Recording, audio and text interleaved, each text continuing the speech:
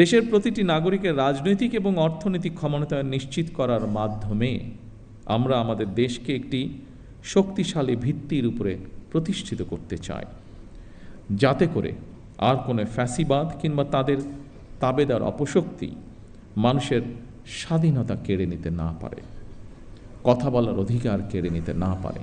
আজ এই মঞ্চ থেকেও এরকম একটি কথা বলা হয়েছে যে যারা ধর্মীয় গুরু আপনারা আছেন প্রত্যেকটি ধর্মের, তারা স্বাধীনভাবে যাতে কথা বলতে পারেন সেই বিষয়ে আলোকপাত হয়েছে আজকে এখানে।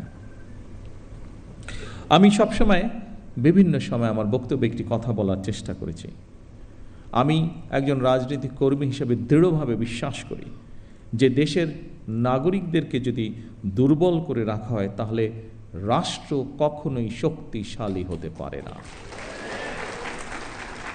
এবং সেই জন্যই আমাদের ইচ্ছা, আমাদের দর্শন, আমাদের পরিকল্পনা বাংলাদেশের নাগরিকদেরকে আমরা রাজনৈতিক এবং অর্থনৈতিকভাবে ধীরে ধীরে শক্তিশালীভাবে গড়ে তুলতে চাই, যদি আমরা রাষ্ট্রকে শক্তিশালী করতে চাই।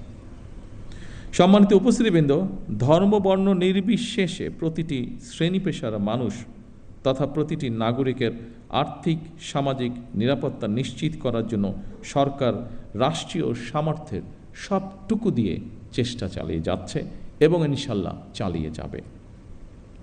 তবে নাগরিক হিসাবে আমাদের প্রত্যেকের রাষ্ট্র এবং সমাজের প্রতি কিছু দায়িত্ববোধ অবশ্যই রয়েছে, যা সম্পর্কে আপনারা কম বেশি সকলেই নিজেরাও ধারণা রয়েছে।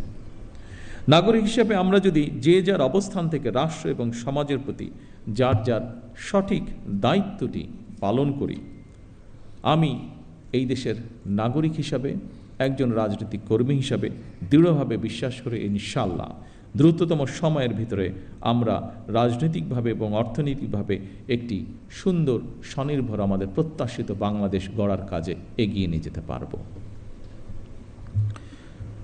সম্মানিত ধর্মীয় নেতৃবৃন্দ, দুনিয়ার কল্যাণের পাশাপাশি আখিরাতের কল্যাণের জন্য প্রার্থনার কথা পবিত্র কোরআনে কারিমে উল্লেখ রয়েছে। ইহকালীন পরকালীন কল্যাণ বিষয়ক নির্দেশনা নিঃসন্দেহে অন্য ধর্মাবলম্বী ধর্মীয় বিধিবিধান অনুযায়ী নির্দেশিত রয়েছে। সুতরাং ধর্মীয় বিধিবিধানের আলোকেই আপনারা আপনাদের শিক্ষা, দীক্ষা ও যোগ্যতা এবং অভিজ্ঞতাকে কিভাবে আরও বেশি করে দেশ এবং জনগণের কল্যাণের প্রয়োগ করতে পারেন সেই চিন্তা এবং চেষ্টাও অব্যাহত রাখা অত্যন্ত জরুরি এই দেশের জন্য।